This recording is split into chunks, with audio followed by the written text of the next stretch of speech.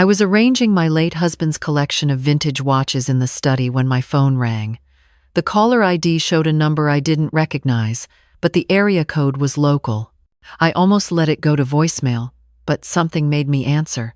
Mrs. Catherine Brennan? The voice was professional, female, careful. Yes, this is Catherine. Mrs. Brennan, this is Jennifer Walsh from Walsh & Associates. I'm an estate attorney here in Philadelphia.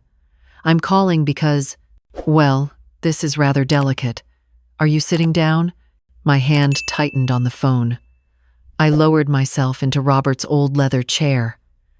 I am now. What's this about? Ma'am, I need to ask you something directly. Did you recently sell your property at 428 Maple Ridge Drive? I felt my chest constrict. Maple Ridge. The lake house. The place where Robert and I had spent every summer for 37 years. Where our son Daniel learned to swim. Where our granddaughters caught their first fish. No, I said slowly. That property isn't for sale. Why would you think? Mrs. Brennan, her voice dropped. I'm looking at closing documents dated 3 weeks ago. Your signature is on them. The sale went through for $340,000. The money was wired to an account. But here's what concerns me.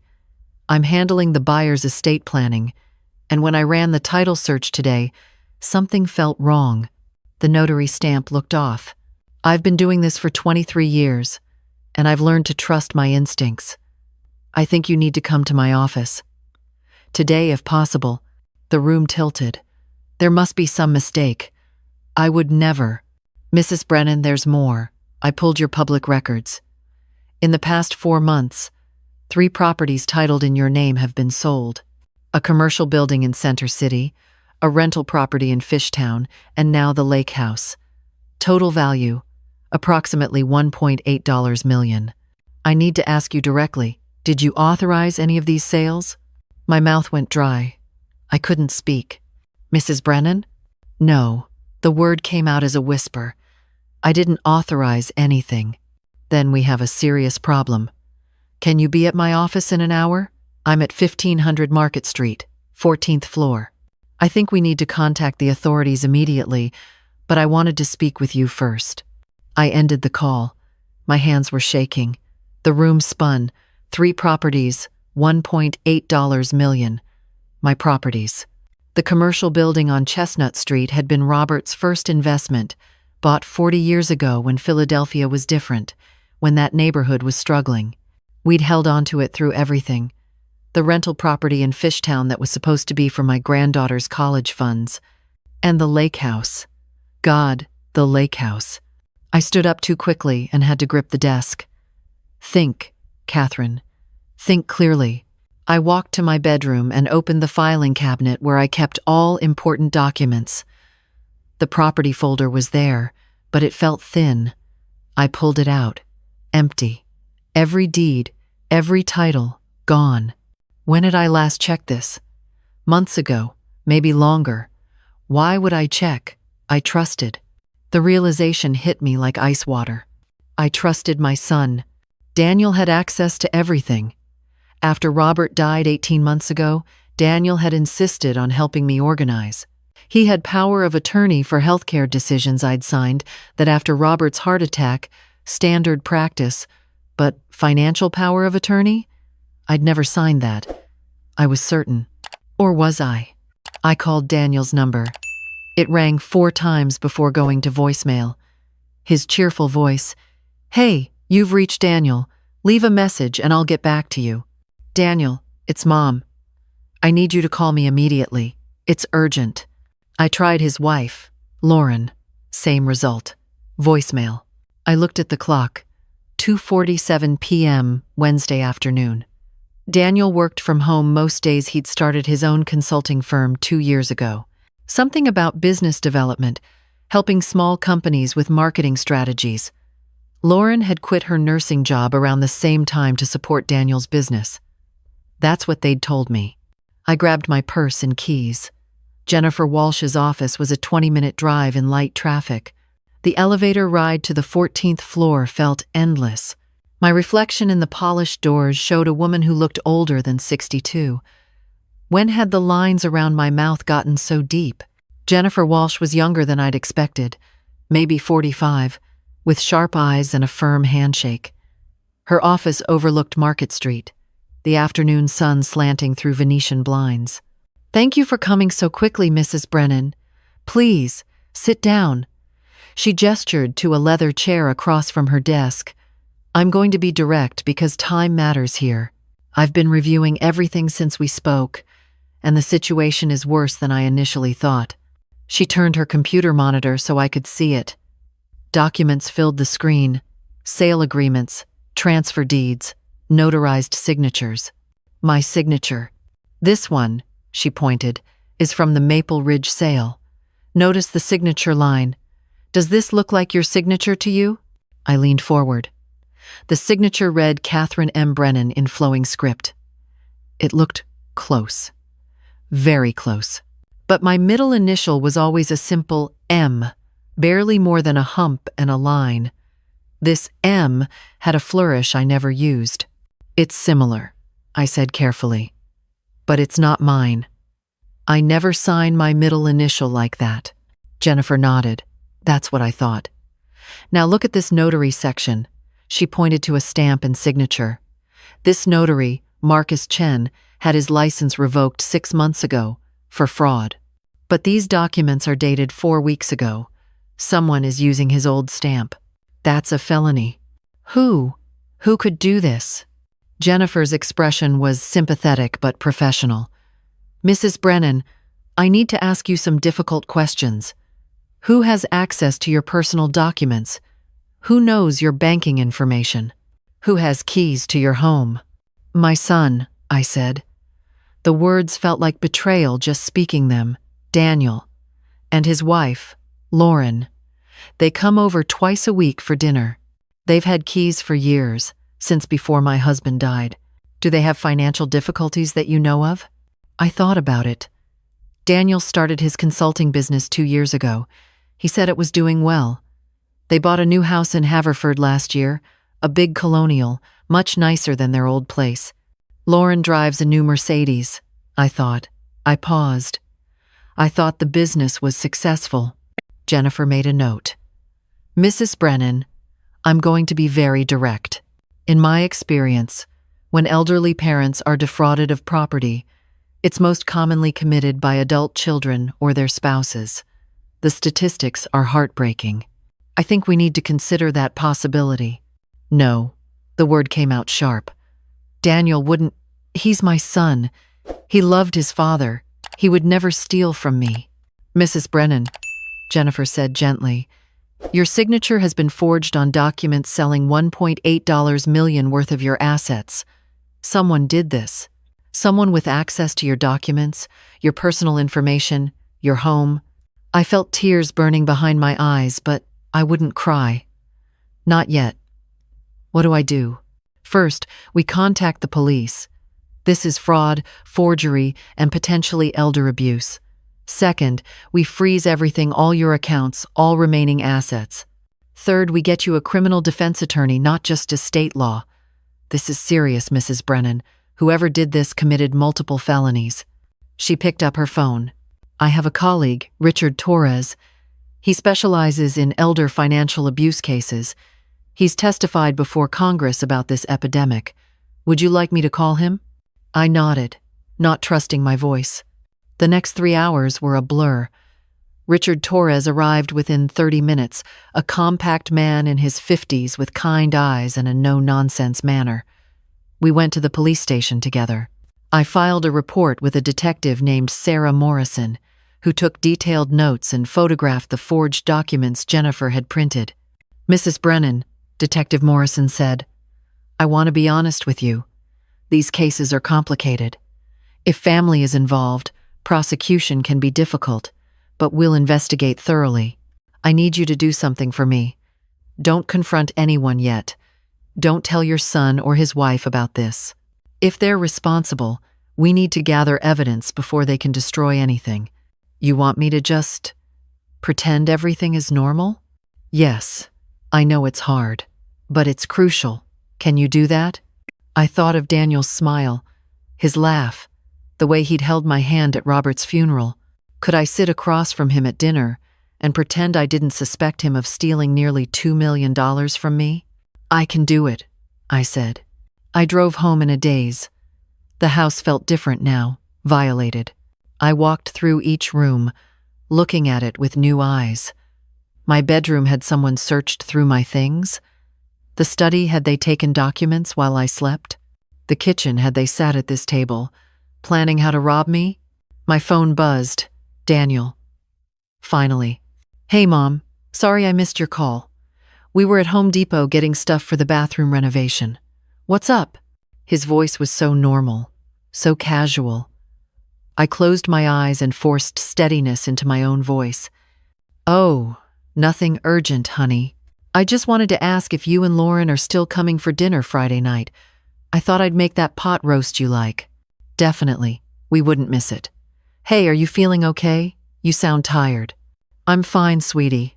Just had a busy day. I'll see you Friday. Love you, Mom. Love you too. I hung up and immediately opened the Notes app on my phone. Detective Morrison had told me to document everything. Date, time, conversation. I wrote it all down.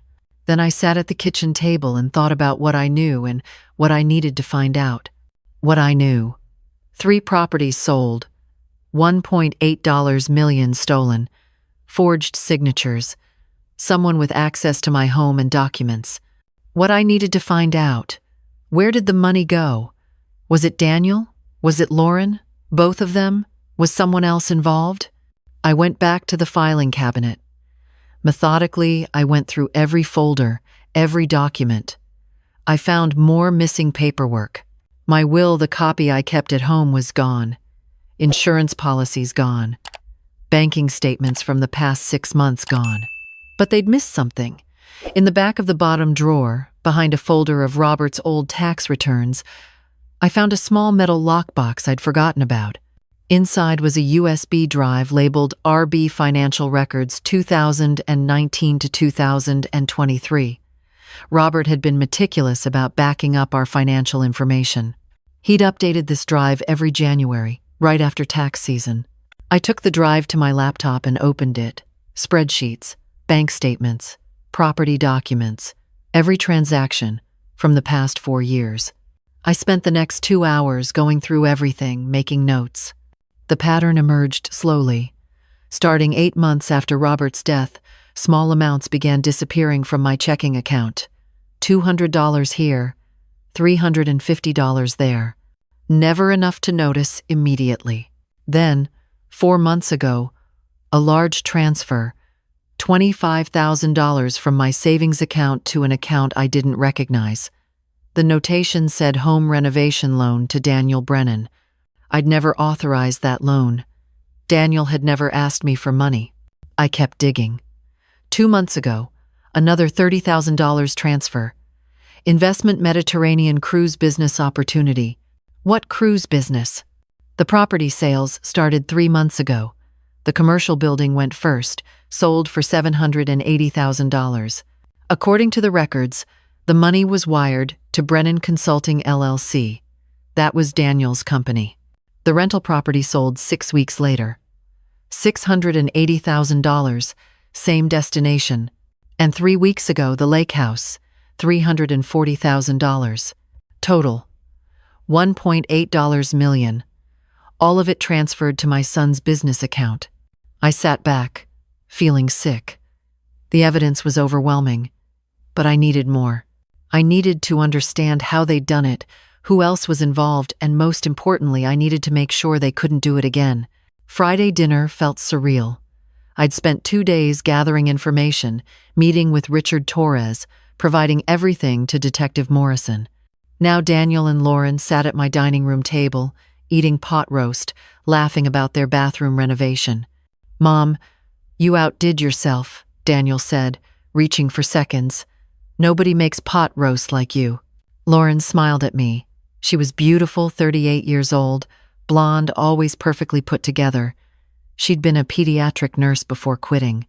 My granddaughters, Emma and Sophie, loved her. How are my girls? I asked, keeping my voice light. I haven't seen them in 2 weeks. They're at sleepaway camp until August, Lauren said. Emma is loving the horseback riding program. That's wonderful.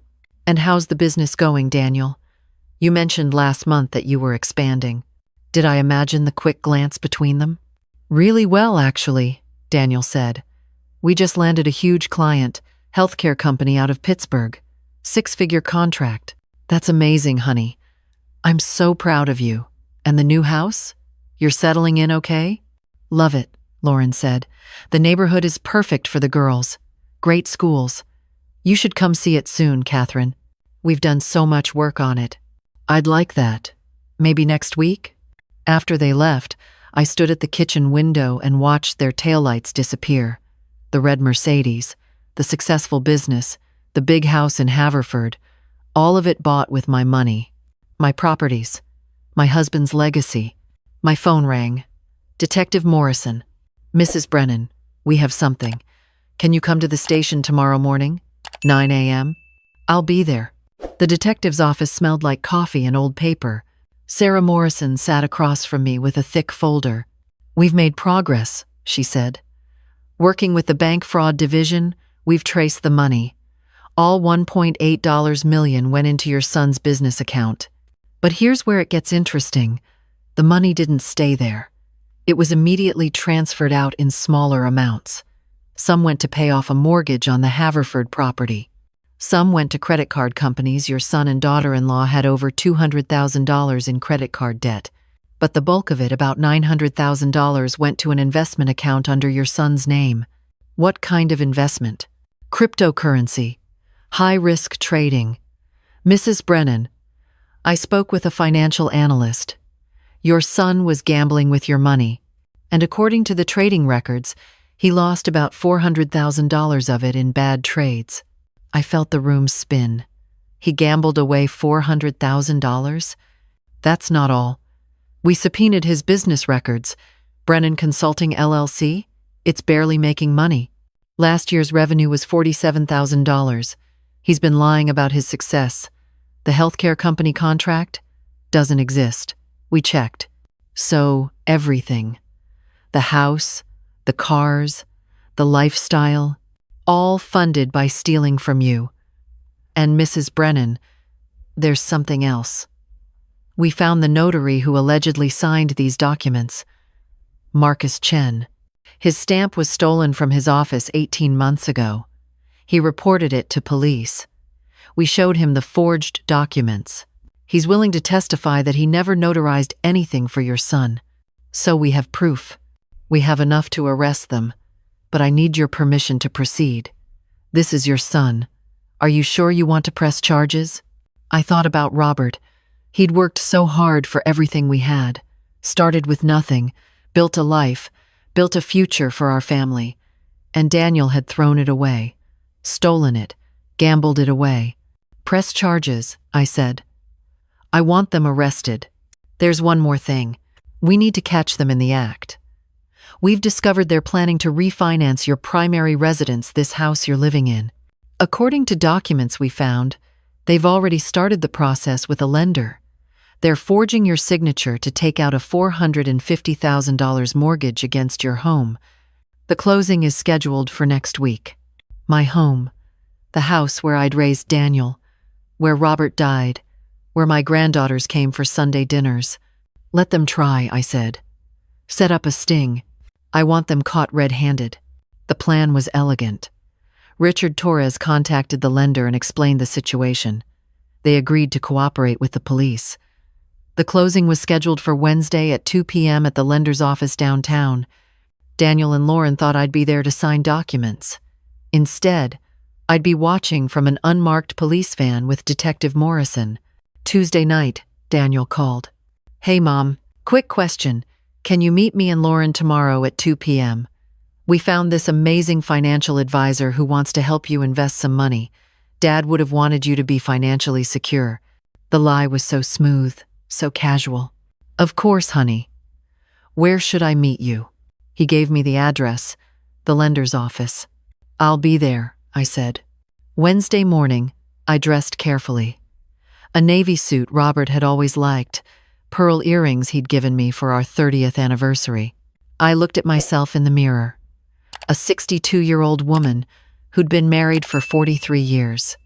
A mother, a grandmother, a widow. And today, a woman who would watch her son get arrested for stealing from her. The police van was parked across from the lender's office. Inside, banks of monitors showed multiple camera angles. Detective Morrison handed me a headset. "We have audio too," she explained. "You'll be able to hear everything." At 2:03 p.m., Daniel and Lauren arrived. I watched them walk into the building, holding hands. They looked perfect together. A successful couple with a bright future. A future built on my ruins. The lender's representative, coached by police, led them into a conference room. I watched on the monitor. Daniel looked relaxed, confident. Lauren checked her phone. "So," the representative said, "we're here to finalize the reverse mortgage on Catherine Brennan's property at 742 Chestnut Hill Avenue. But before we proceed, I need to clarify something. Mrs. Brennan isn't here." Daniel's smile didn't waver. "Right, we explained that. My mother's not well. She has early dementia. We have power of attorney. She's asked us to handle this for her." "I see. Can you show me that power of attorney document?" Lauren pulled papers from her bag. "Right here." The representative examined them. "These appear to be notarized by Marcus Chen, but Mr. Chen's license was revoked 6 months ago. These documents would be invalid." For the first time, I saw Daniel's expression change. Just a flicker of concern. "That's impossible," he said. "We had these notarized last year, before any revocation. The dates on these documents show them executed 3 months ago." Lauren stood up. "Look, there must be some confusion." "There's no confusion," Detective Morrison said, walking into the room with 2 uniformed officers. "Daniel Brennan and Lauren Brennan, you're under arrest for fraud, forgery, identity theft, and financial exploitation of an elderly person." I watched Daniel's face crumble. Lauren started crying. The officers handcuffed them and read them their rights. Detective Morrison looked directly at the camera, at me. "Mrs. Brennan, would you like to come in?" I removed my headset and climbed out of the van. My legs felt shaky. Detective Morrison met me at the entrance. "Are you okay?" "No," I said honestly, "but I will be." We walked into the conference room together. Daniel saw me and his face went white. "Mom," he said. "Mom, this is all a mistake. I can explain." "Don't," I said quietly. "Don't lie to me anymore. I know everything. The property sales, the gambling, the $1.8 million you stole. All of it. You don't understand I was going to pay you back. The investments would have... You stole from me. You forged my signature. You lied to me every single day. You sat at my table, ate my food, looked me in the eye, and lied." Lauren was sobbing. "Catherine, please, think about Emma and Sophie. They need their father. Their father should have thought about them before he committed multiple felonies." I turned to Detective Morrison. "I'm pressing full charges. I want restitution for every penny, and I want a restraining order. I don't want them near me or my home." Daniel tried to reach for me, but the officer holding him pulled him back. "Mom, you can't do this. I'm your son." I looked at him, really looked at him. I saw Robert's eyes, my mother's nose, the dimple he'd had since he was a baby. I saw the little boy who'd brought me dandelions, the teenager who'd cried when his dog died, the man who'd given the eulogy at his father's funeral. And I saw a stranger who'd robbed me. "You stopped being my son when you stole from me," I said. "When you gambled away your father's legacy, when you chose greed over family." They took him away then, both of them, handcuffed, Lauren still sobbing, Daniel silent now, defeated. I stood in that empty conference room for a long moment. Then I walked out into the bright afternoon Sunday. The legal process took months. Daniel and Lauren both pleaded guilty to avoid trial. Daniel got 4 years in federal prison. Lauren got 18 months. The judge ordered full restitution, though Richard Torres warned me I'd likely never see most of the money back. Daniel had lost too much in bad investments. I recovered what I could. The house in Haverford was seized and sold. The Mercedes was sold. The remaining cryptocurrency was liquidated. In total, I recovered about $800,000, less than half of what they'd stolen. The lake house was gone forever, the buyers were innocent, and Pennsylvania law protected them. The rental property was the same. The commercial building, at least, I managed to reclaim through a legal technicality. My granddaughters, Emma and Sophie, came to live with me. Lauren's parents couldn't take them, and with both parents in prison, I was the only option. They were confused, hurt, angry. We started family therapy. It was slow, painful work. Emma, 12 years old, asked me one night, "Do you hate my daddy?" We were sitting on the porch, watching fireflies. The same porch where I'd watched Daniel play as a child. "No," I said honestly. "I don't hate him. I'm heartbroken. I'm angry. I feel betrayed. But hate? No. He's still my son. He made terrible choices. He hurt me in ways I'm still processing. But somewhere inside him is still the boy I raised. I hope, while he's in prison, he finds that person again. Will you forgive him?" "I don't know, sweetie. Forgiveness is complicated. Maybe someday. But right now, I'm focused on healing, and on you and Sophie. Making sure you girls are okay." She leaned against my shoulder. "I love you, Grandma." "I love you too, sweetheart." A year later, I stood in the study, looking at Robert's watch collection. I'd kept it exactly as he'd left it. Emma was doing her homework at the desk. Sophie was in the kitchen, baking cookies. The house felt alive again. My phone rang. An unknown number. I almost didn't answer, but something made me. "Hello? Mom?" Daniel's voice, thin and tired. "It's me. I'm calling from prison. I know I don't deserve. I know you probably don't want to hear from me, but I need to say something. I need you to know I'm sorry. I'm so sorry. What I did was unforgivable. I destroyed everything. I betrayed you and Dad and my daughters. Every day, I wake up and realize what I've lost, what I threw away. And I needed you to know that I understand. I understand what I did, and I'm sorry." I closed my eyes, listened to my son cry, listened to his pain. "Thank you for telling me," I said quietly. "I'm not ready to forgive you yet. Maybe I never will be. But I'm glad you understand what you did. I hope you use this time to become the man your father believed you could be." "How are the girls?" "They're healing. We're all healing. It's slow, but we're getting there. Tell them I love them. And Mom, I love you. I know I have no right to say that, but it's true. I know you do, Daniel. But love isn't enough. Not when you've hurt people this badly. Love requires action, trust, integrity. You destroyed all of that. Rebuilding it, if it's even possible, will take years. I know. I'll try. For the rest of my life, I'll try." After I hung up, I sat for a long time in Robert's chair.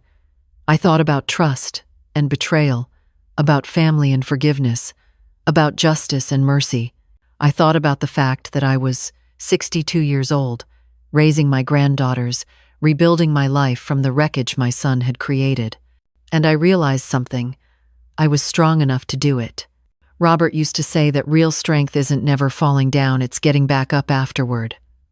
I'd been knocked down hard, but I was getting back up. Emma looked up from her homework.